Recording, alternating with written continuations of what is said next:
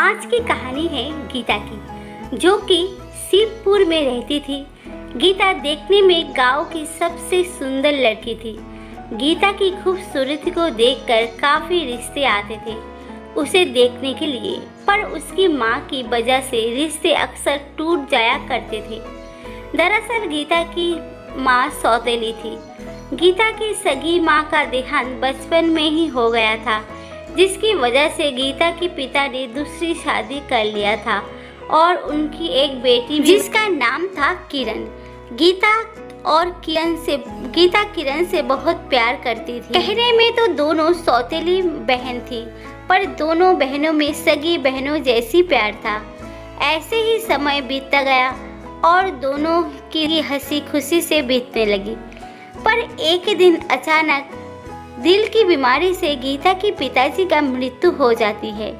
इससे गीता बिल्कुल टूट सी जाती है, पर उसे वक्त किरण ने गीता को बहुत सहारा दिया और वक्त के साथ साथ उनके जख्म भी भरने लगे। अब पिता की मृत्यु के बाद घर में किरण के अलावा गीता का अपना कोई भी नहीं था, क्योंकि उसकी सौतेली माँ उसके पिता के गुजर जाने के बाद गीता के साथ अक्सर बहुत बुरा व्यवहार करती थी।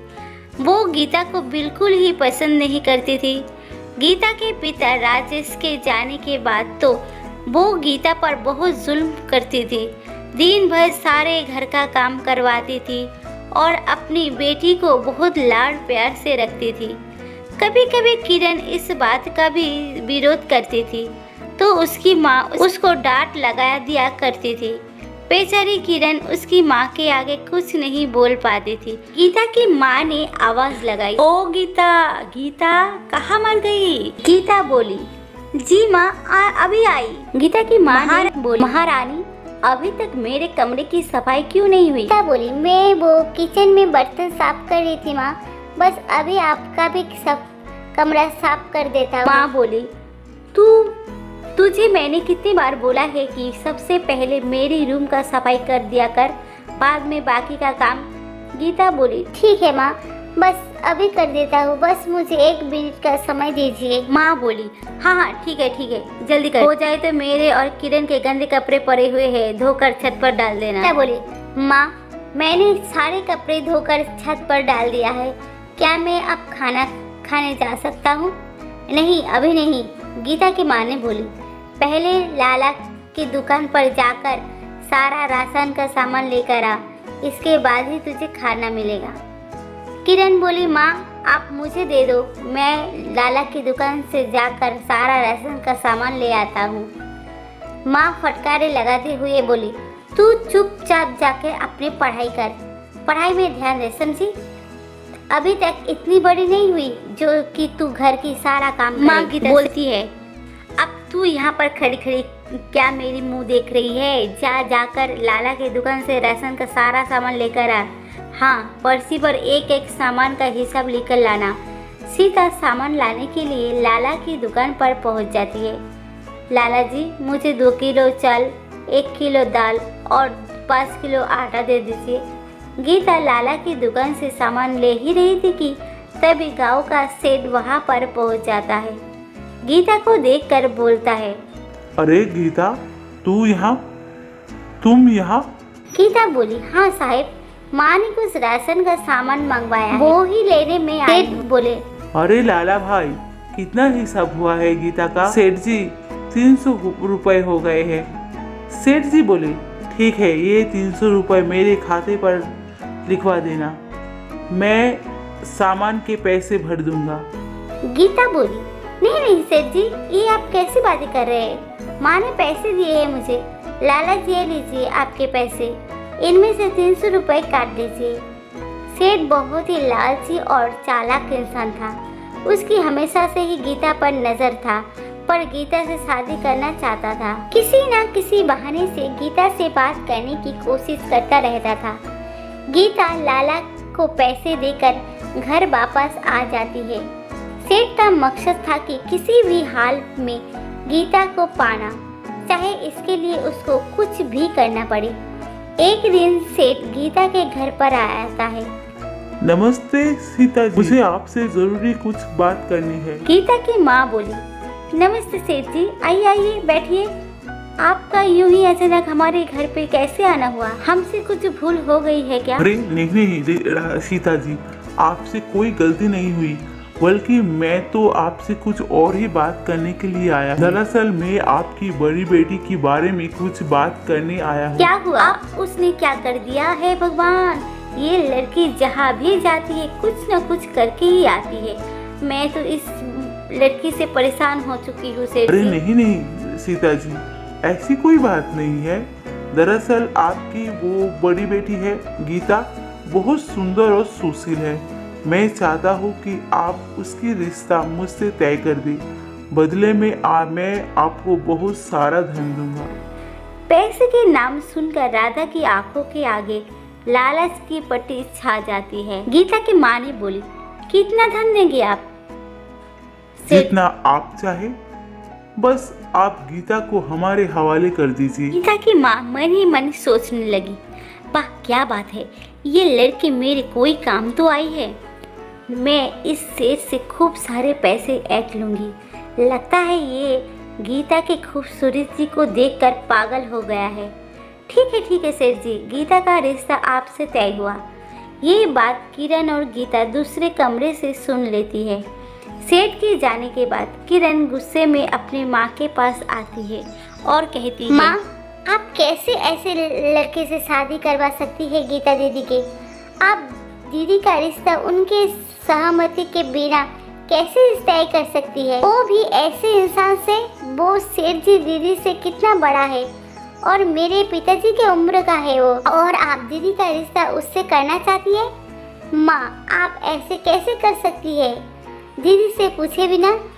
राधा सीता गीता और किरण के सामने मजबूर होने का दिखावा करती है। कहती है, सेठ गीता से शादी करने के लिए हमें बहुत सारे पैसे दे रहा है। तुझे तो पता है ना बेटा, तेरे पिताजी अब नहीं रहे। तुम दोनों बहनों का खर्च अब मेरे ऊपर आ गया है। गीता की शादी तुम जैसे तैसे मैं करवा सकता हूँ। जैसे तैसे पैसे बचा कर दूंगी जो तेरे पिताजी ने बचाए थे। इसके बाद मेरे पास तेरे लिए कुछ भी नहीं बचेगा, तो ऐसे में तेरी शादी कैसे करूँगी? तू ही सोच गीता, मैं किरण की शादी कैसे करवाऊंगी? घर में कमाने वाला कोई नहीं है। अगर मैं तेरी शादी के पीछे तेरी छोटी बहन के लिए थोड़ा सा स्वार्थी हो गया तो इसमें गलत क्या है? अब तू ही बता गीता, आखिर मैं बुरा क्या कर लिया? अब तू ही बता गीता, अगर मेरे पास थोड़ा पैसे होंगे तो मैं आगे चलकर तेरी छोटी बहन की शादी करवा पाऊंगी। गीता बोलती है, माँ आप चिंता मत कीजिए, मैं बाहर जाकर कमाऊंगी और किरण के लिए पैसे भी जमा करूंगी। पर माँ, मुझे उस सेठ से शादी नहीं करनी। वो अच्छा इंसान नहीं है। वो हमेशा गंदी नज़र से मुझे देखता है। मैं उसे शादी नहीं करना चाहती।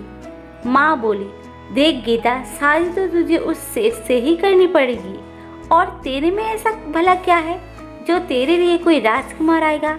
देख गीता, इस घर में वही होगा जो मैं चाहूँगी। मुझे इस बारे में तुम दोनों से कुछ भी बहस नहीं करनी। गीता और किरण माँ के लिए इस निर्णय से बहुत दुखी थी। गीता किसी भी हाल में उस सेठ से शादी नहीं करना चाहती। इसके लिए गीता और किरण ने मिलकर एक योजना बनाई। अगले दिन गीता सेठ के घर जाती है। सेठ गीता को अपने घर में देखकर बहुत हैरान हो जाता है। सेठ बोलता है, अरे गीता जी, कैसे आना हुआ इस गरीब के घर में? आइए आइए बैठिए, हम आपके खातिरदारी के लिए कुछ लेकर आते हैं। गीता बोली, नहीं सेठ जी, मैं आपके घर कुछ खाने के लिए नहीं आई हूँ। मुझे अपनी माँ से पता चला कि आप मुझसे शादी करना चाहते हैं। मैं तो आपको अपने पिता के समान समझती थी, पर मुझे अभी पता चला कि आप मुझे किसी और ही नज़र में देखते हैं। लेकिन आपको अगर मुझसे शादी करनी है तो आपको मेरी एक शर्त माननी होगी। सेठ जी बोले, अजी, तुम्हारे लिए तो मैं कुछ भी कर सकता हूँ। मुझे सब शर्त मंजूर है। बोलिए, क्या शर्त है तुम्हारी? गीता बोली, अगर आप चाहते हैं कि मैं आपसे शादी करूं तो आपको मुझे एक विशेष हार देना होगा जो गांव के बड़े मंदिर में रखा हुआ है। वो हार बहुत ही कीमती है और अनमोल है। अगर आप मुझे वो हार लाकर दे देते हैं तो मैं आपसे शादी करने के लिए तैयार हूँ। बोली। लेकिन तुम्हें वो हार ही क्यों चाहिए? तुम एक बार मुझसे शादी कर लो, मैं तुम्हें ऊपर से लेकर नीचे तक गहनों से भर दूंगी। गीता बोली, नहीं सेठ जी, मुझे वही हार चाहिए। मेरा सपना था कि मैं जीवन में एक बार वो हार अपने गले में पहनूं। क्या आप मेरे लिए इतना सा भी नहीं कर सकते? अगर ऐसी बात है तो समझो वो हार तुम्हारा हुआ। मैं जल्दी ही वो हार तुम्हें ला कर दूंगा। मुझे बस 2 दिन का समय दे दो। सेठ के घर से वापस आते ही गीता सीधा गांव के सरपंच से मिलने गई और मंदिर में 2 दिन बाद चोरी होने की खबर लेकर आई। सरपंच बोलती है कि गीता तुम्हारी बात पक्की है ना? 2 दिन बाद के मंदिर में शिव जी की विशेष हार की चोरी होने वाली है। गीता बोलती है, हाँ सरपंच जी, पूरी पक्की खबर है। 2 दिन बाद उस विशेष हार की चोरी होगी। मैंने कुछ बदमाशों को ये बात कहते हुए सुना था। सरपंच जी बोले, ठीक है गीता, अब तुम निश्चित होकर अपने घर जाओ।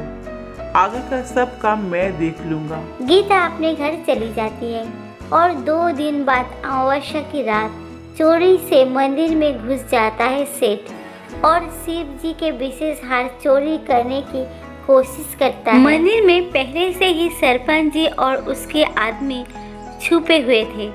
जैसे ही सेठ हार चोरी करता है वैसे ही उसके आदमी हार के साथ चोरी करते हुए सेठ को पकड़ लेता है। अरे सेठ, वो तुम हो जो भगवान शिव जी के एक पवित्र हार चोरी करने वाले बदमाश। तुम्हारी इतनी हिम्मत कि तुमने मंदिर में आकर हार चोरी करने की हिम्मत करी।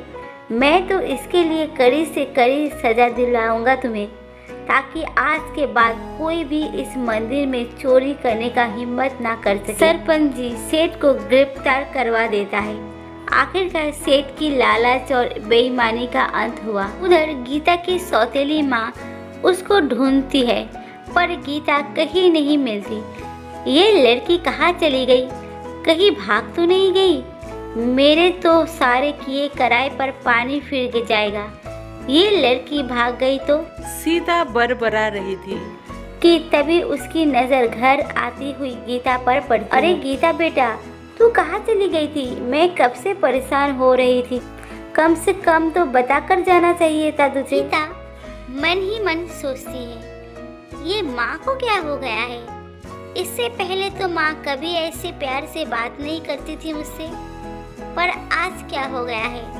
चमत्कार कैसे हुआ? गीता बोलती है, वो माँ दरअसल बात है कि गीता फिर सब बता देती है माँ को। किस तरह वो सेठ को सबक सिखाया और जेल की हवा खिलाया। गीता की माँ मन में बोलती है, हे भगवान, आज इसने उस सेठ को जेल में भेजा है, पर कल मेरे खिलाफ पुलिस में शिकायत कर दी तो मैं भी तो उस आधे उम्र वाले सेठ के साथ उसकी जबरदस्ती शादी करवाने वाली थी। तो भगवान जाने मेरा क्या होगा।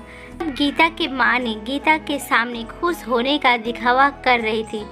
बोली, हाँ बेटा, ये तूने बहुत अच्छा काम किया।